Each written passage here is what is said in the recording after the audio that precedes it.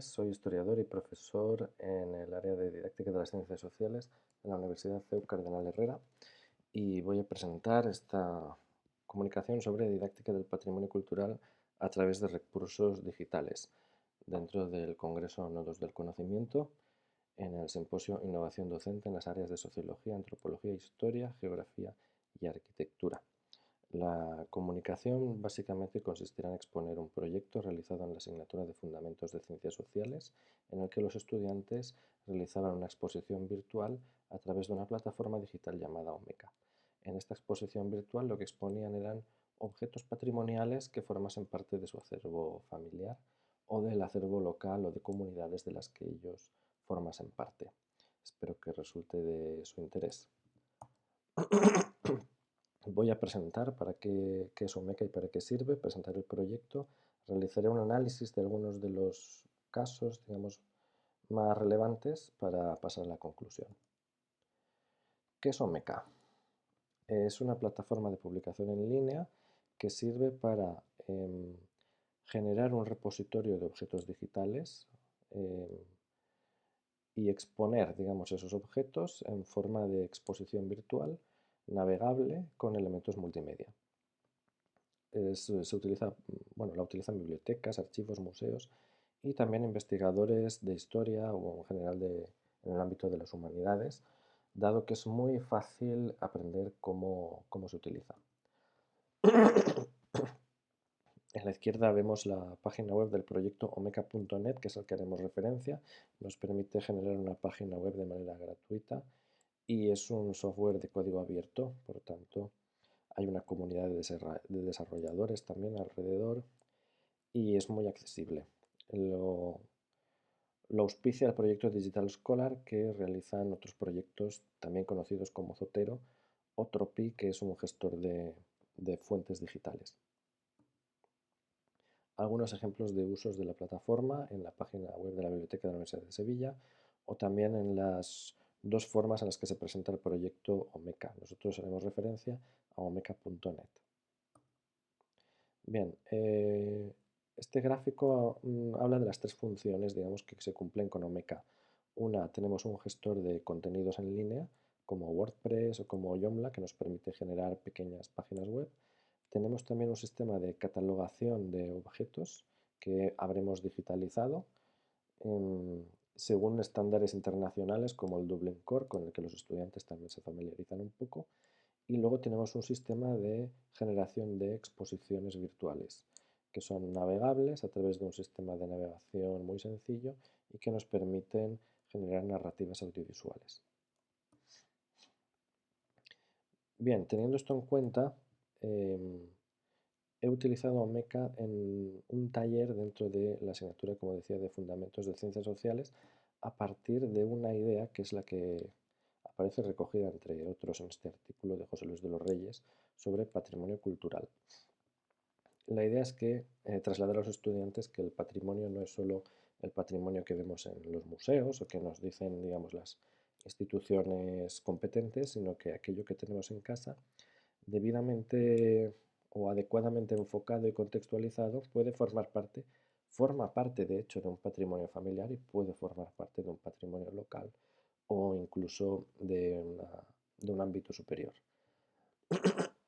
Teniendo esto en cuenta, entonces les propuse hacer una página web con Omeca en la que digitalizasen y catalogasen al menos 10 objetos coleccionables. Esos 10 objetos les pedí que preferentemente fuesen parte de aquello que tenían más a mano, de sus patrimonios familiares, locales o de distintos grupos o comunidades de los que formasen parte.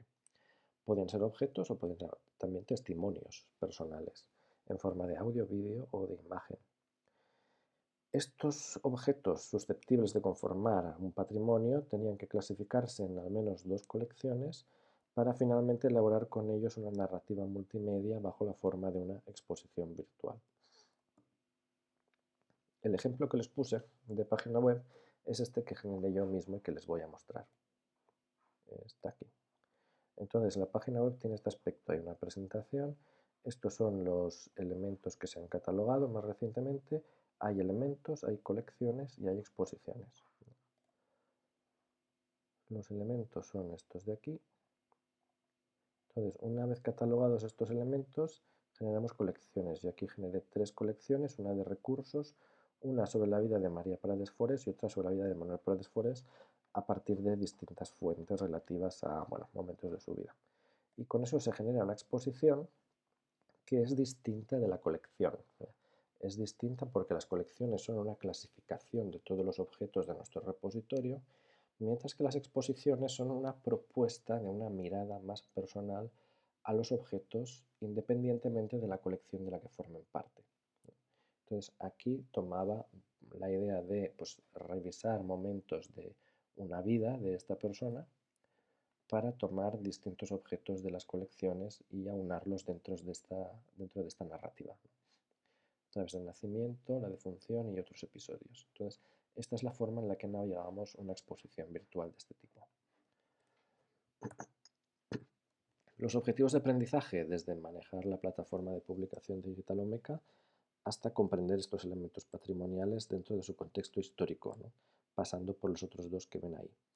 El último objetivo de aprendizaje es seguramente el más complejo, no es el esperable, digamos, para todos los proyectos, pero sí se ha logrado en algunos casos. Esta es la rúbrica de evaluación de las páginas web, donde tenía en consideración el aspecto del sitio web, cómo se habían catalogado los elementos, cómo se habían clasificado estos elementos en colecciones y características de la exposición virtual. Bien, el resultado del proyecto han sido 23 páginas web, algunas dedicadas a elementos patrimoniales públicos, a otras a elementos privados. Entre los públicos, pues hemos encontrado patrimonio religioso, de fiestas, tradiciones populares o también vestigios de la guerra civil. Perdón, en castellano. Entre los elementos privados, juguetes, cuentos infantiles, camisetas y, de forma excepcional, un palacete también en un pueblo de Castellón que se llama Cortes de Arenoso.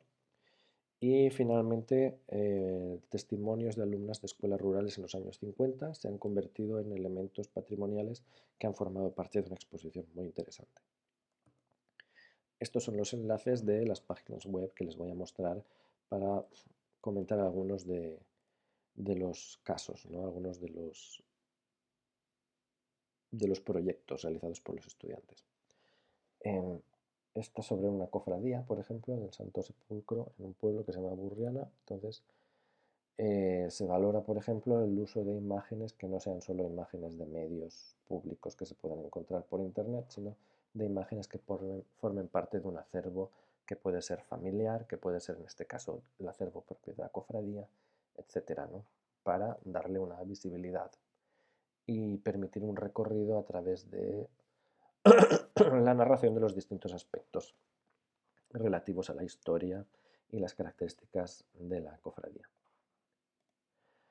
Aquí tenemos un proyecto que no llegó a, digamos, tener una exposición demasiado elaborada, pero los estudiantes sí que tomaron distintos videojuegos del FIFA, el conocido videojuego de fútbol, y los compararon entre ellos para, bueno, dar cuenta de la evolución histórica del videojuego.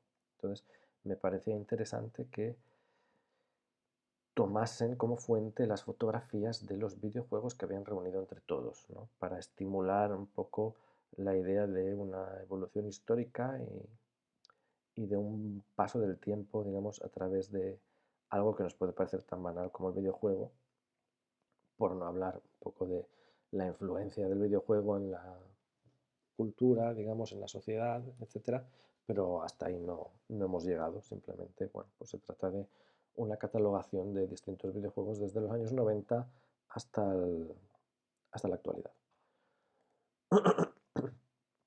Este proyecto es sobre las fiestas de una localidad que se llama Villarreal, pero desde el punto de vista de la participación popular. Entonces, los estudiantes se han centrado en las peñas, que son las agrupaciones de amigos que se reúnen y realizan distintas actividades durante las fiestas. Y de nuevo lo interesante es que han tomado fuentes propias para organizar en torno a ellas una narrativa que es social, es cultural y es histórica también, ¿no? Pasando revista por las fiestas y los distintos actos. Luego tenemos este proyecto que es sobre una casa-palacio que ha estado cerrado al público en, en una localidad que se llama Cortes de Arenoso. Por tanto, el mero hecho de catalogar las fotografías de los distintos objetos patrimoniales de la casa y ponerlos a disposición del público tiene ya un valor histórico, claramente, ¿no? Tenemos, por ejemplo, pues una colección de azulejos y pavimentos, tenemos cuadros, tenemos mobiliario, ¿ya? Y tenemos, pues bueno, una vista del interior de esta casa, que es un elemento patrimonial de indudable valor.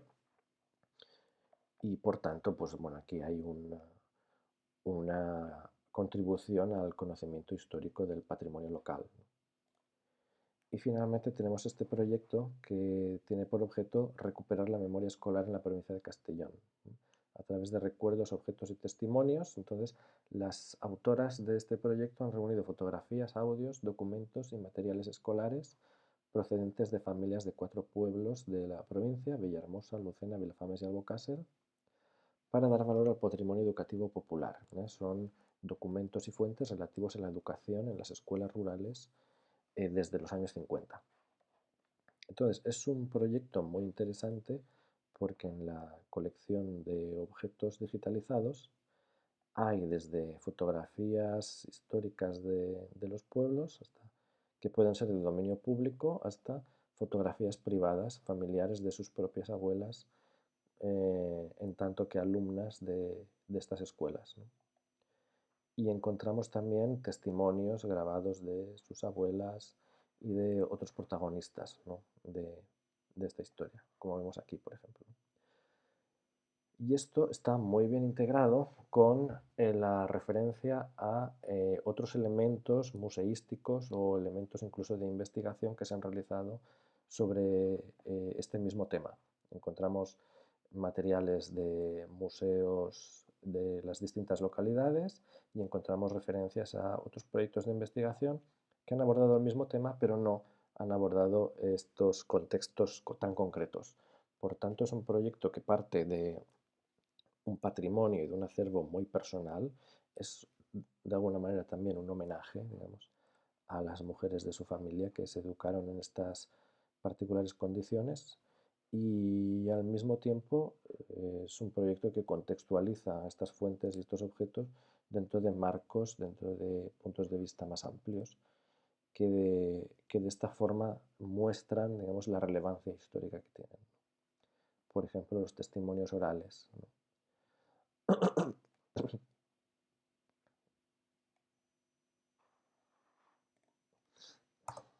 En conclusión, entonces, creo que este tipo de proyectos dan lugar a exposiciones que resultan más interesantes si se utilizan fuentes que forman parte del patrimonio familiar.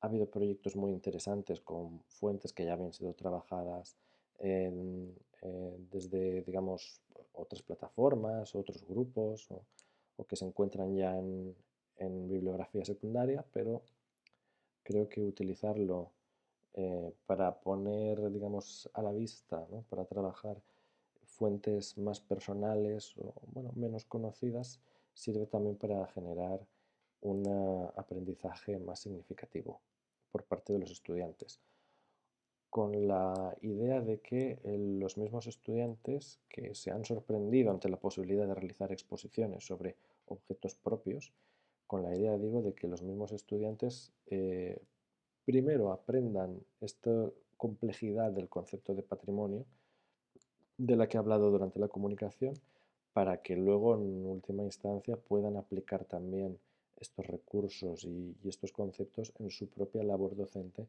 en las distintas etapas educativas.